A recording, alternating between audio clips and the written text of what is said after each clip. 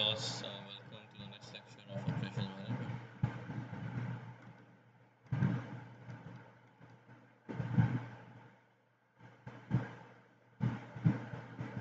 ठीक है, so हम डिस्कस कर रहे थे लोकेशन स्ट्रेटजीज का।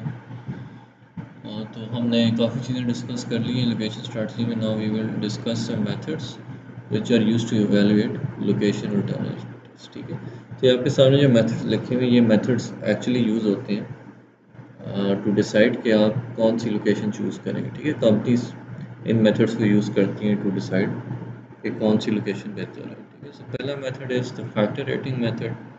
इसके बाद ये आज लोकेशन ब्रेक इवन एनालिसिस, फिर सेंटर ऑफ ग्रेविटी मेथड है, and last we have the transportation model.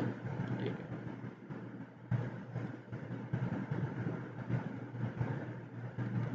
ठीक है, so first method is the factor rating method. Factor rating method is a popular method. ठीक है, इसमें बेसिकली होता है कि we have a variety of factors which can be used in our analysis। ठीक है, तो बेसिकली हम चूज़ करते हैं कौन से ऐसे फैक्टर्स हैं जो हमारी लोकेशन डिसीजन के ऊपर असरअंदाज हो सकते हैं। ठीक है, तो हम जितने भी पॉसिबल फैक्टर्स हैं उन्हें हम लिस्ट कर लेते हैं। ठीक है, उसके बाद हम एक 6 स्टेप प्रोसीजर फॉलो करते हैं। तो 6 स्टेप्स में क्या होता है, नंबर 1 पे क्या करते हैं, we develop a list of relevant factors called key success factors. ठीक है, तो जितने भी पॉसिबल फैक्टर्स हैं जो लोकेशन डिसीजन को असरअंदाज कर सकते हैं उनकी हम एक लिस्ट बना लेते हैं। ठीक है, this is the first step. और सेकंड स्टेप में क्या होता है, हम हर फैक्टर जो हमने आइडेंटिफाई किया उसको हम एक वेट असाइन करते हैं। ठीक है, वेट क्या होता है, जिस तरह आप पढ़ चुके हैं like in weighted moving, weighted average moving cost, नहीं आपने मेथड पढ़ा था वेटेड मूविंग एवरेज। ठीक है, सो आपने वेटेड मूविंग एवरेज में देखा था कि we assign different weights to different numbers. ठीक है, तो यहाँ भी आप यही कर रहे हैं। ठीक है, हर फैक्टर को आप एक वेट असाइन कर रहे हैं। फॉर एग्जांपल जो पहला फैक्टर है उसको आप कह देंगे, इसकी जो इंपॉर्टेंस है दैट इज लाइक 20% है, जिसको 0.20 का वेट असाइन कर देते हैं। अगले फैक्टर को लेट्स से आप 0.30 को कर देते हैं, उससे अगले को आप 0.25 का कर देते हैं। तो इसकी हम अभी एग्जांपल करेंगे, आपको ज़्यादा समझ आएगी। ठीक है, अच्छा नंबर 3 पे क्या होता है, we develop a scale for each factor. ठीक है, हर फैक्टर की हम रेटिंग करते हैं on a scale of 1 to 10। फिर हम स्कोरिंग करते हैं of each location for each factor.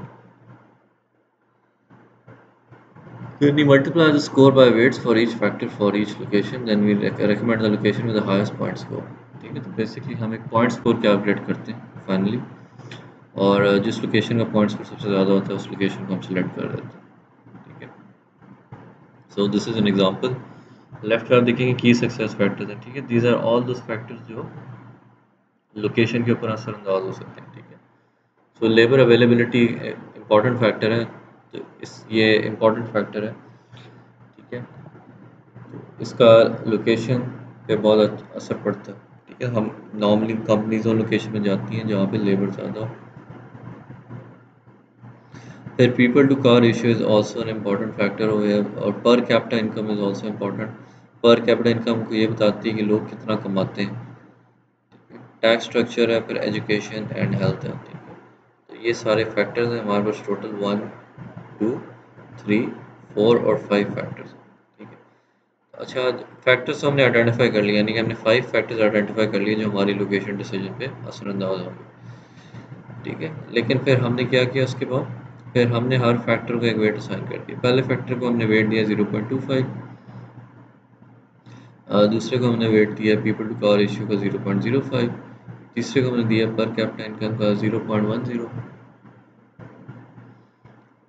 चौथे का फिर हमने चौथे को वेट दे दिया 0.39, पांचवें फैक्टर को हमने वेट दिया 0.21। ठीक है, वेट्स का बेसिकली मतलब ये है कि labour and availability in attitude का जो वेटेज है वो 25% है टोटल वेटेज में। पीपल टू कार रेशियो का वेटेज 5% है, पर कैपिटा इनकम का 10% है। टैक्स स्ट्रक्चर का वेटेज 39%, एजुकेशन एंड हेल्थ का 21%। फिर हमें स्कोर्स दे दिए। ठीक है, यहाँ पे स्कोर्स जो है आउट ऑफ 100 दिए गए हैं, हम आउट ऑफ 10 भी दे सकते हैं। तो हमारे पास थोड़ी सी चॉइस होती है इसके ऊपर, हम स्कोरिंग आउट ऑफ 10 भी कर सकते हैं, मे बी आउट ऑफ 50 भी कर लें। इन दिस केस हमने आउट ऑफ 100 की हुई, ठीक है। तो पहले फैक्टर को हमने स्कोर दिया 70 आउट ऑफ 100, दूसरे फैक्टर को 50, तीसरे को 85 दिया और चौथे को 75, ठीक है, और छठे को हमने 60 दे दिया, ठीक है। तो हमारे पास बेसिकली दो लोकेशन है, फ्रांस और डेनमार्क, ठीक है। फ्रांस को पहले फैक्टर में स्कोर 70 मिला, दूसरे में 50 मिला है, तीसरे में 85 मिला है, चौथे में 70, ठीक है। तो इन स्कोर्स के बेसिस हम कह सकते हैं कि फ्रांस में लेबर अवेलेबिलिटी इज़ गुड, ठीक है। इसी तरह पर capita income is good, tax structure थोड़ा सा नॉर्मल है, एजुकेशन हेल्थ इज़ एवरेज, ठीक है, इतनी अच्छी नहीं है। People to car ratio is also average, ठीक है। दूसरी लोकेशन हमारे पास डेनमार्क है, ठीक है। तो हमने बेसिकली डिसाइड करना है कि हम या फ्रांस में इन्वेस्ट करेंगे या डेनमार्क में, ठीक है। सो डेनमार्क में हमारे अगेन जो पहला फैक्टर है उसका स्कोर 60 है, दूसरे फैक्टर का अगेन 60 है, पर कैपिटा इनकम इज 80, फिर टैक्स स्ट्रक्चर 70 है, ठीक है। तो आप देख सकते हैं स्कोर्स में बहुत ज़्यादा डिफरेंट फर्क नहीं है, ठीक है। डेनमार्क में लेबर अवेलेबिलिटी थोड़ी सी कम है, पीपल टू कार रेशियो थोड़ा सा बेहतर है, पर कैपिटा इनकम थोड़ी सी कम है, टैक्स स्ट्रक्चर थोड़ा सा इतना अच्छा नहीं है, एजुकेशन और हेल्थ थोड़ी बेहतर है, ठीक है। फिर हमने क्या किया, हमने फ्रांस और डेनमार्क का वेटेड स्कोर कैलकुलेट किया। वेटेड स्कोर में हम क्या करते हैं कि simply multiply the score by the weight, यानी 70 और 0.25 को हमने मल्टीप्लाई कर दिया, ठीक है। और यहाँ भी हम यही करेंगे, हमने 50 और 0.05 को मल्टीप्लाई कर दिया, यहाँ भी हम यही करेंगे, हमने 85 और 0.10 को मल्टीप्लाई कर दिया, और यहाँ भी हम यही करेंगे, हमने 70 और 0.39 को मल्टीप्लाई कर दिया, और यहाँ भी हम यही करेंगे, हमने 60 और 0.21 को मल्टीप्लाई कर दिया, ठीक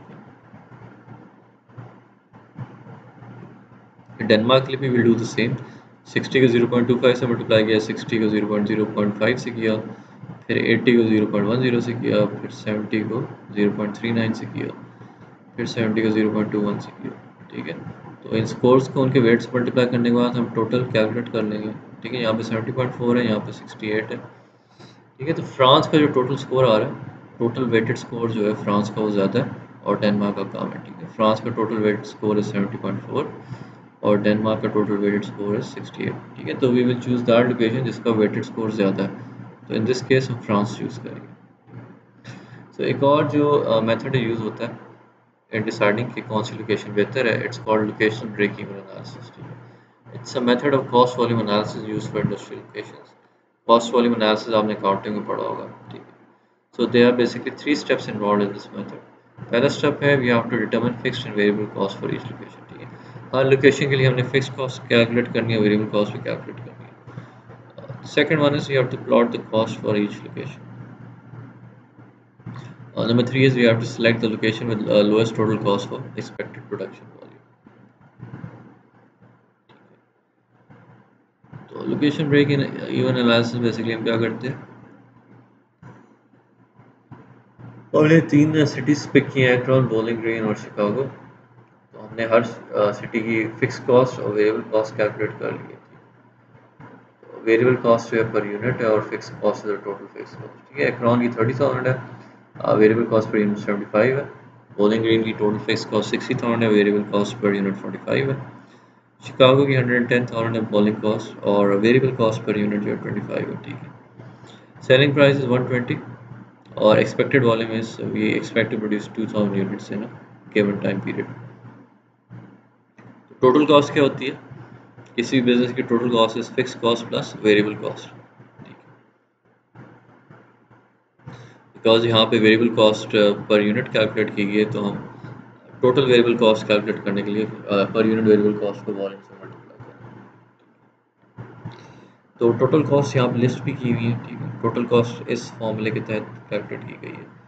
सो एक राउंड की टोटल कॉस्ट 180,000 है, बॉलिंग ग्रीन की 150,000 है, शिकागो की 160,000, ठीक है। So we will choose the location जिसकी टोटल कॉस्ट सबसे कम हो, ठीक है। बिकॉज जिस लोकेशन की टोटल कॉस्ट सबसे कम होगी वहाँ पर रेवेन्यू मैक्सिमम होगा, ठीक है। तो ये ग्राफिकल तरीके से ब्रेक इवन एनालिसिस शो किया हुआ है। तो ब्रेक इवन पॉइंट कौन सा होता है, when revenue is equal to total cost, ठीक है। ठीक है, यहाँ रेवेन्यू तो नहीं मेंशन, बट एनुअल कॉस्ट और वॉल्यूम मेंशन है।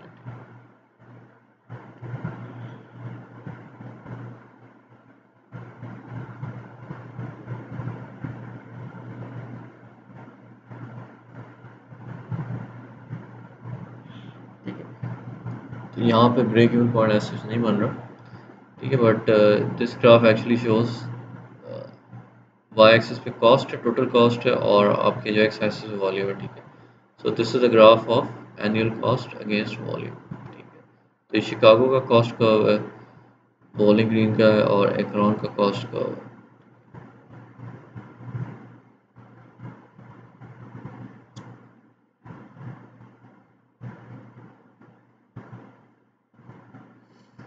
ठीक है, एक्चुअली इस ग्राफ में ब्रेक इवन पॉइंट भी कैलकुलेट कर सकते हैं, बिकॉज आपको वॉल्यूम दिया हुआ है, पर यूनिट सेलिंग प्राइस भी दी हुई है।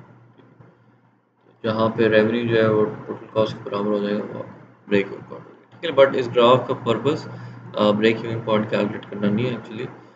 This is just a graphical representation of total cost. ठीक है, तो आप इस ग्राफ से भी देख सकते हैं कि जो सबसे कम कॉस्ट पड़ेगी वो किसकी पड़ेगी। ठीक है, बॉलिंग ग्रीन की। ठीक है, ये पॉइंट है। ठीक है, this shows the cost at volume 2000। जब वॉल्यूम 2000 में सबसे कम कॉस्ट जो है बॉलिंग ग्रीन की पड़ी है। ठीक है, so we will choose Bowling Green because इसकी जो टोटल कॉस्ट है वो सबसे कम है। नेक्स्ट हमारे पास सेंटर ऑफ ग्रेविटी मेथड है। ठीक है, इसमें हमारे पास है सेंटर ऑफ ग्रेविटी मेथड में बेसिकली इसको हम यूज़ करते हैं अगेन टू डिसाइड कि कौन सी लोकेशन बेहतर है।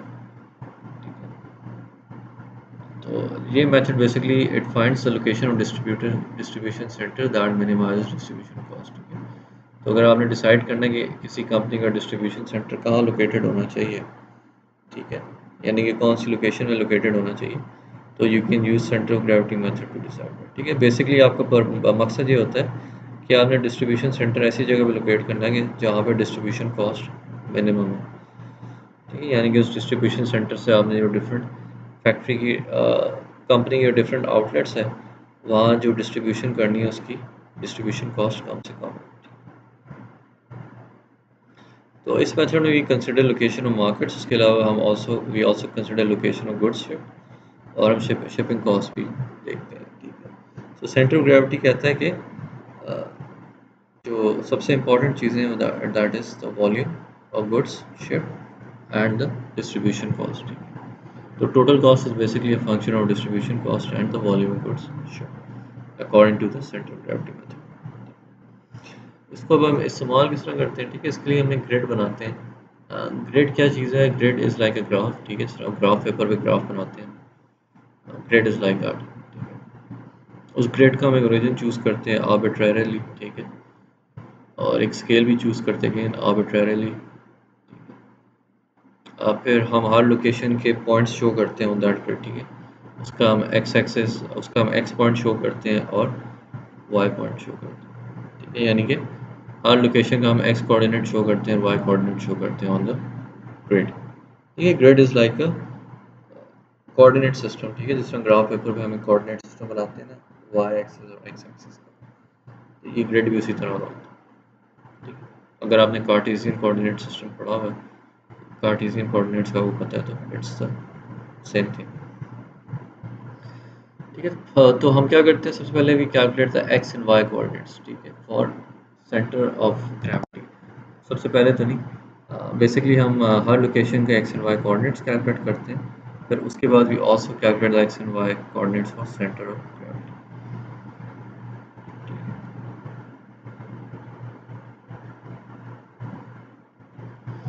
सेंटर ऑफ ग्रेविटी कैलकुलेट करना इंपॉर्टेंट है, बिकॉज हम जो है अपने डिस्ट्रीब्यूशन सेंटर की लोकेशन सेंटर ऑफ ग्रेविटी पे ही चाहेंगे। ठीक है, बिकॉज वहाँ पे जो है ना डिस्ट्रीब्यूशन कॉस्ट मिनिमम होती है।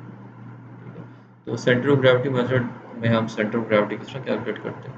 सेंटर ऑफ ग्रेविटी कैलकुलेट करने के लिए सबसे पहले भी कैलकुलेट द एक्स कोऑर्डिनेट, फिर वाई कोऑर्डिनेट कैलकुलेट करते हैं। ठीक है, फॉर्मूला आपके सामने। तो एक्स कोऑर्डिनेट का फॉर्मूला क्या है, it's summation of the product of X coordinate of location I and the quantity of goods move to और फ्रॉम लोकेशन आई।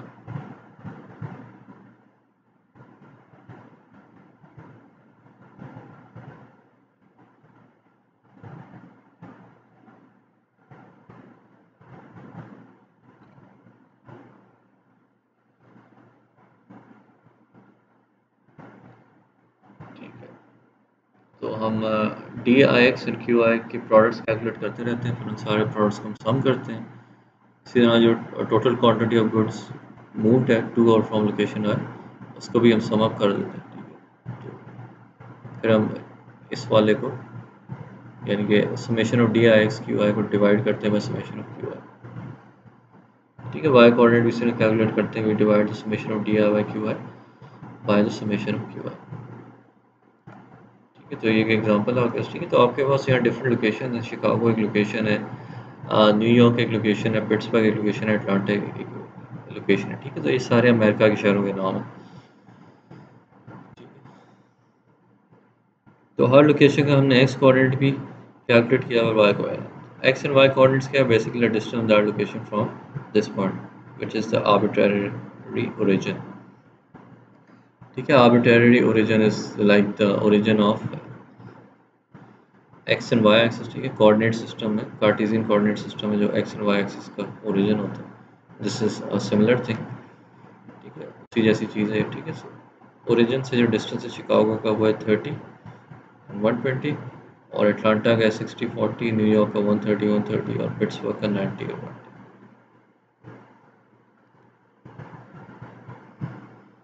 ठीक है। तो शिकागो के लिए number of containers shift per month is 2000, Pittsburgh के लिए 1000 है, न्यूयॉर्क के लिए 1000 है, अटलांटा के लिए 2000, ठीक है। तो जो पहले आपको फॉर्मूला दिया हुआ है, we can use that to calculate the X coordinate of the centre of gravity, ठीक है। तो it will be 30 multiplied by 2000 plus 90 multiplied by 1000 plus 130 multiplied by 1000 plus 60 multiplied by 2000, ठीक है। तो हम एक्स की जो वैल्यूज़ हैं, ठीक है, उनको हम respective number of container shift per month से मल्टीप्लाई करते हैं, ठीक है। शिकागो का जो एक्स वैल्यू है 30 and the number of container shift is 2000, so it will be 30 multiply by 2000। Pittsburgh की जो एक्स एक्सिस की वैल्यू है वो 90 है, सो 90 को मल्टीप्लाई कर देंगे with the number of container shift, और न्यूयॉर्क की जो एक्स एक्सिस की वैल्यू है दैट इज 130, और 130 को मल्टीप्लाई कर देंगे with 1000 which is the number of container shift, और 60 is the x-axis of Atlanta, इसको मल्टीप्लाई करेंगे with the number of containers shift to और फ्रॉम अटलांटा, ठीक है। तो वो 2000 है,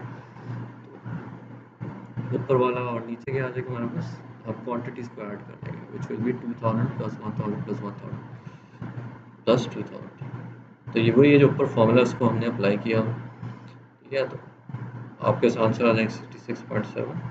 वाई कोऑर्डिनेट को भी इसी तरह हम कैलकुलेट करेंगे, वाई एक्सिस की वैल्यू को हम respective number of container shift से मल्टीप्लाई करते रहेंगे, तो पहला y 120 मल्टीप्लाई बाय 2000, दूसरा y 110 है मल्टीप्लाई बाय 1000, तीसरा y 130 मल्टीप्लाई 1000, और चौथा y 40 मल्टीप्लाई बाय 2000,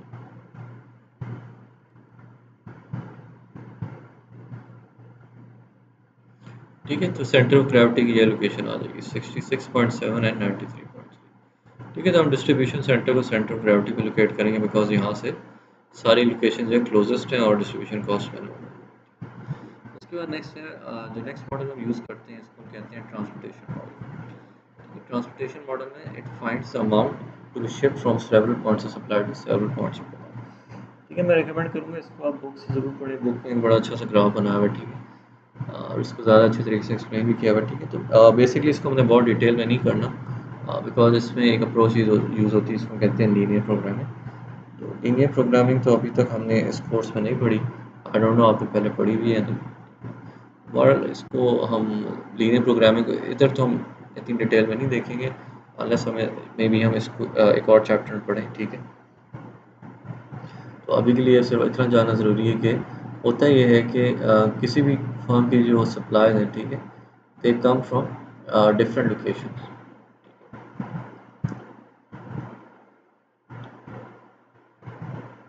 तो वो डिफरेंट लोकेशन से शिप होके डिफरेंट पॉइंट्स पे जाती हैं, ठीक है। उन पॉइंट्स पे जाती हैं जहाँ उनकी ज़रूरत होती है, डिमांड होती है, ठीक है। तो ट्रांसपोर्टेशन मॉडल जो है बेसिकली इस चीज़ को रियलाइज़ करता है कि जो शिपमेंट्स का ओरिजिन है इट हैज़ मल्टीपल ओरिजिन, यानी कि जो शिपमेंट्स हैं वो मल्टीपल पॉइंट से ओरिजिनेट करती हैं, यानी कि डिफरेंट जगहों से शुरू होती हैं, और ओरिजिनेट करके उनकी जो डेस्टिनेशन है वो अगेन एक जगह नहीं होती, डेस्टिनेशन की भी डिफरेंट लोकेशन होती है, यानी कि ओरिजिनल सप्लाई पॉइंट्स हैं उनकी भी डिफरेंट लोकेशन है, और वहाँ से जो मटेरियल सप्लाई हो रहा है और जिस डेस्टिनेशन पे अराइव कर रहे हैं उन डेस्टिनेशन की डिफरेंट लोकेशन है, ठीक है। तो हमने basically we have to minimize the total production and shipping cost, ठीक है। तो हमने बेसिकली इस तरह का रूट चूज़ करना होता है कि जो मटेरियल है वो सप्लाई पॉइंट से निकल के डेस्टिनेशन पॉइंट्स पे एक ऐसे रूट के तहत पहुँचे कि आपकी जो शिपिंग कॉस्ट है वो मिनिमाइज हो, ठीक है। और ये चीज़ कैलकुलेट करने के लिए हम एक टेक्निक यूज़ करते हैं, इसको कहते हैं लीनियर प्रोग्रामिंग, ठीक है। तो लीनियर प्रोग्रामिंग मेथड यूज़ होता है बेसिकली, जो हमने नहीं पढ़ा हुआ इसलिए इसकी हम ज़्यादा बात नहीं करेंगे। फिर नेक्स्ट है सर्विस लोकेशन स्ट्रेटजी, ठीक है। सर्विस लोकेशन स्ट्रेटजी बेसिकली अभी तक हमने जो चार स्ट्रेटजीज डिस्कस की हैं, they are more relevant for manufacturing businesses, ठीक है। सर्विस बेस्ड बिजनेसेस जो होते हैं उनकी जो लोकेशन स्ट्रेटजी है वो थोड़ी फ़र्क होती है, ठीक है। बिकॉज जो मैन्युफैक्चरिंग फर्म्स होती हैं, ठीक है, उनका जो मेन फोकस होता है वो चाहती हैं कि जो भी लोकेशन चूज़ करें वो लोकेशन उनको मिनिमम कॉस्ट मिले जनरली, ठीक है। लेकिन ज़ाहिर है और फैक्टर्स भी होते हैं in consideration, cost is not the only factor, ठीक है। लेकिन सर्विस बेस्ड बिजनेसेस का फोकस कॉस्ट के ऊपर इतना नहीं होता, वो कॉस्ट की ज़्यादा परवाह नहीं करते, ठीक है। सर्विस बेस्ड बिजनेसेस लोकेशंस जो है चूज़ करते हैं according to number of factors, ठीक है। बेसिक आइडियाज़ कि सर्विस बिजनेस में लोकेशन इज़ एवरीथिंग, ठीक है। वो इस तरह की लोकेशन चूज़ करना चाह रहे हैं जहाँ पे उनको मैक्सिमम रेवेन्यू मिले, ठीक है। तो मैन्युफैक्चरिंग बिजनेस में मेन फोकस कॉस्ट के ऊपर होता है, बट सर्विस बेस्ड बिजनेसेस में when we are choosing a location strategy, तो हम ऐसी लोकेशन पिक करना चाहते हैं, ऐसी लोकेशन चूज़ करना चाहते हैं जहाँ पे मैक्सिमम रेवेन्यू मिले, ठीक है। तो लोकेशन स्ट्रैटेजी कुछ ऐसी होती है कि हम ऐसी लोकेशन चूज़ करते हैं जहाँ पे मैक्सिमम रेवेन्यू मिले, और ये चीज़ जानने के लिए कि कौन सी लोकेशन में मैक्सिमम रेवेन्यू मिलेगा, there are number of factors which are considered, ठीक है। तो पहला factor is purchasing power of customer, दूसरा factor is service and image compatibility with demographics of the customer. So this is actually purchasing power of customer drawing area actually, ठीक है।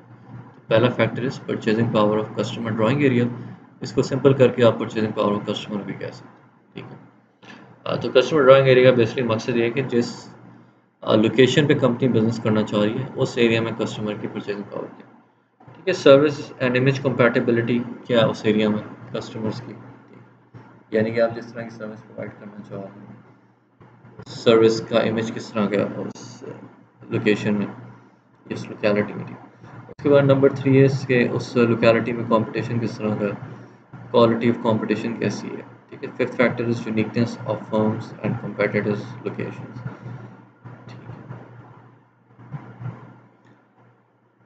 यानी कि उस एरिया में अगर फर्म लोकेट करती हैं तो will that be a unique location, ठीक है, या वहाँ पहले से कंपेटिटर्स की लोकेशंस प्रेजेंट है, ठीक है। फिर the company in service based businesses it chooses physical qualities of facilities and neighbouring businesses, ठीक है। वो नेबरिंग फैसिलिटीज भी देखती है, उनकी क्वालिटीज देखती है, मे बी अगर उसको इलेक्ट्रिसिटी तो ज़ाहिर है सब कुछ चाहिए होती है, ठीक है। इलेक्ट्रिसिटी का हाल देखेगी, पानी का देखेगी, स्विच का हाल देखेगी, depending on the type of business.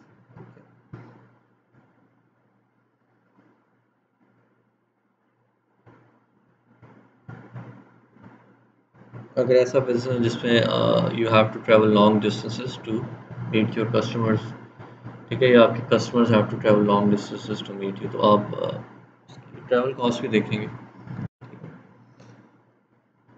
फिर आप उस जगह की क्वालिटी और मैनेजमेंट भी देखेंगे, ठीक है।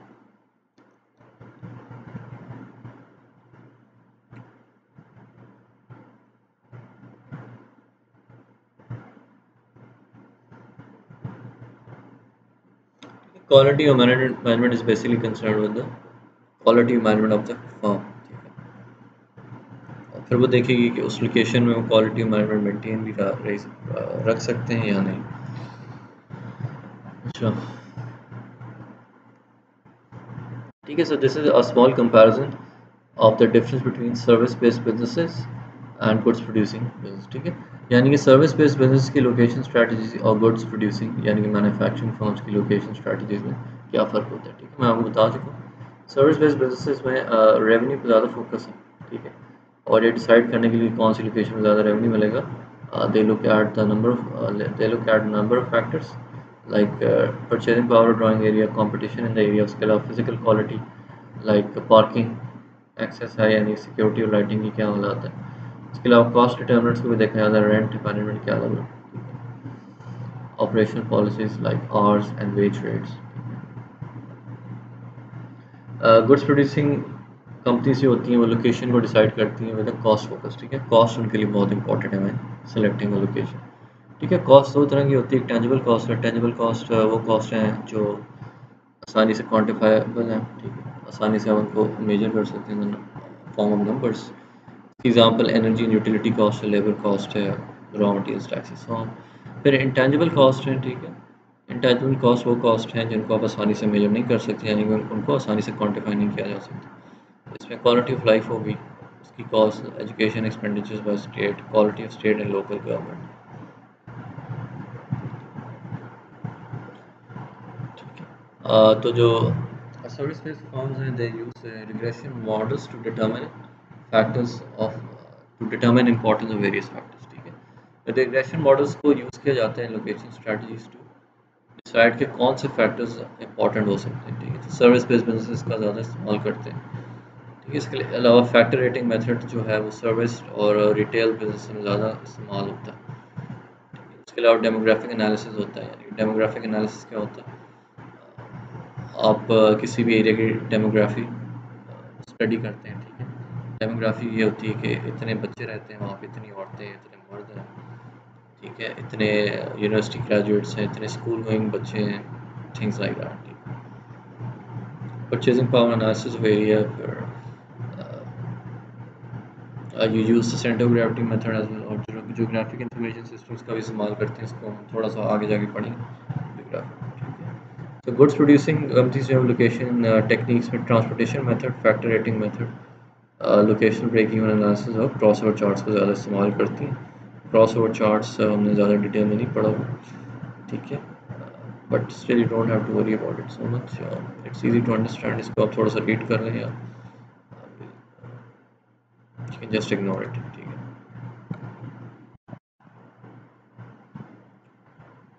ठीक है। So location is a major determinant of revenue, ठीक है। इन सर्विस या रिटेल के बिजनेसेस जो लोकेशन होती है वो रेवेन्यू को डिसाइड करती है, ठीक है। High customer contact issues are critical, ठीक है, बिकॉज सर्विस बिजनेसेस का कस्टमर के साथ बहुत ज़्यादा इंटरेक्शन होता है, ठीक है। So it's high customer contact environment. So cost are relatively constant for a given area, ठीक है। सो कॉस्ट जो है एक ख़ास एरिया में तो ज़्यादा चेंज नहीं होती, ठीक है। सो अनलेस आप किसी बिल्कुल दूर दराज या नए एरिया में जा रहे हैं, ठीक है। So revenue, but revenue is really important over here, ठीक है, in these types of location is a major determinant of cost, ठीक है। आपकी जो लोकेशन है it is decided based on cost concerns, ठीक है।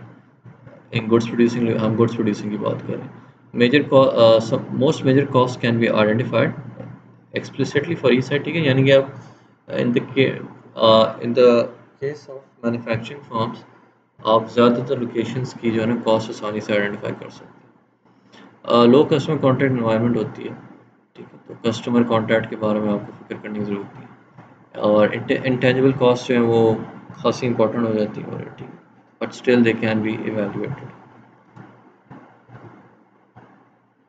ठीक है। सो द नेक्स्ट इज हाँ होटल चेन्स सेलेक्ट साइट्स, ठीक है। होटल चेन्स होती हैं, होटल्स का बिजनेस है सर्विस बेस्ड बिजनेस, ठीक है। तो होटल चेन्स किस तरह डिसाइड करती है कहाँ पे होटल खोलना ज़्यादा प्रॉफिटेबल होगा, कहाँ पे नहीं, ठीक है। So location is again a very important decision for hotels because it's service based business, ठीक है। तो लोकेशन पे डिपेंड करेगा कि वो होटल प्रॉफिटेबल है या नहीं, ठीक है। तो एक एग्जांपल दी हुई आपकी बुक में, ला किंटा होटल चेन है, it started with 35 independent variables and work to refine a regression model, ठीक है। तो उन्होंने बेसिकली 35 इंडिपेंडेंट वेरिएबल्स सेलेक्ट किए, ठीक है, and they used a regression model, यानी कि रिग्रेशन एनालिसिस को यूज़ किया है टू आइडेंटिफाई कि इनमें से कौन से वेरिएबल्स ज़्यादा इंपॉर्टेंट है, ठीक है। So the final model had only 4 variables, ठीक है, 35 से शुरू होकर they finally narrowed it down to 4 variables depending on using the results of regression analysis, तो उनका मॉडल कहता है कि 51% ऑफ यानी कि आर स्क्वायर है 0.51। ठीक है, आर स्क्वायर बेसिकली क्या बताता है आपको? आई होप आपने स्टैटिस्टिक्स में पढ़ा होगा। ठीक है, आर स्क्वायर बेसिकली आपको बताता है कि जो डिपेंडेंट वेरिएबल है, ठीक है, how can it be explain in terms of the independent variables. ठीक है, यानी कि डिपेंडेंट वेरिएबल में जो वेरिएशन है वो इंडिपेंडेंट वेरिएबल्स के साथ तक एक्सप्लेन कर सकते हैं। ठीक है, तो आर स्क्वायर और 0.51 आ रहा है, तो which means 51% of the profitability is predicted by just 4 variables. ठीक है, यानी कि 4 वेरिएबल्स जो है वो ज़्यादातर प्रॉफिटेबिलिटी को डिसाइड करेंगे, बाकी वेरिएबल्स इतने इंपॉर्टेंट नहीं है। 4 वेरिएबल्स क्या हैं? Price of the in, median income level, state population पर इन, लोकेशन और नियर बाय कॉलेजेस। ठीक है, price of the in okay important है। ठीक है, जिस जगह पे आप खोलना चाह रहे हैं, ठीक है, वहाँ की प्राइस। इसके अलावा medium income levels in that area they are very important. State population कितनी है वहाँ पे। ठीक है, इसके अलावा location of nearby colleges also important.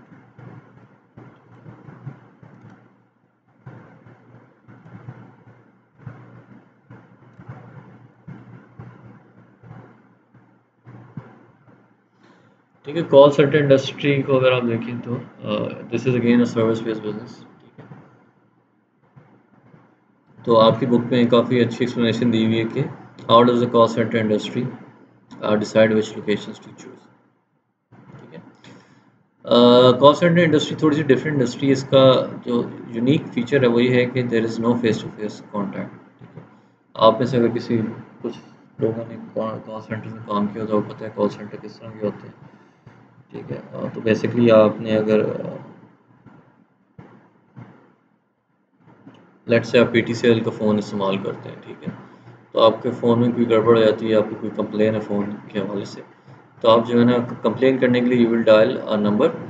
ठीक है, पीटीसीएल का आप एक नंबर डायल करेंगे, वो नंबर जो है बेसिकली कॉल सेंटर में जाता है। ठीक है, आप जब नंबर डायल करते हैं goes to call center, call center में एक रिप्रेजेंटेटिव बैठा होता है जो आपसे बात करता है। ठीक है, आप उस बंदे को ना देख सकते हैं ना वो आपको देख सकते हैं। ठीक है, you only talk over the phone, so there is minimum face to face contact. Call centre industry में they have very broad location options. ठीक है, कॉल सेंटर्स को बहुत बड़ी बड़ी लोकेशन नहीं चाहिए होती। ठीक है, दे जस्ट नीड रूम्स। ठीक है, जहाँ पे अपने कॉल सेंटर एजेंट्स को बिठा सकें।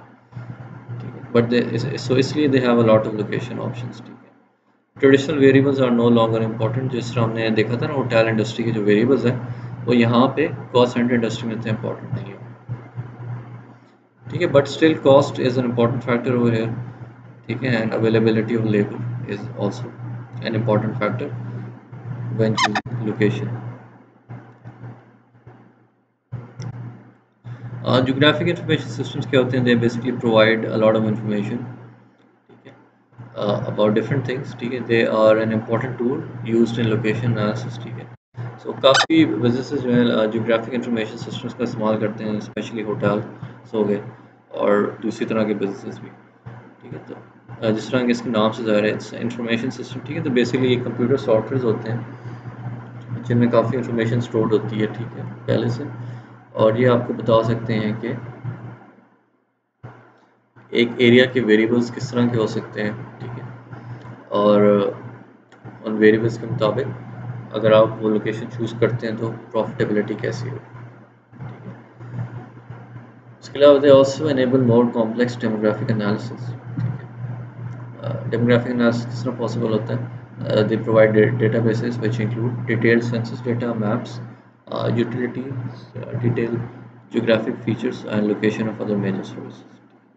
अगेन ये आपकी बुक में बहुत डिटेल में एक्सप्लेन किया हुआ है। I would like you to read from the book as well. ठीक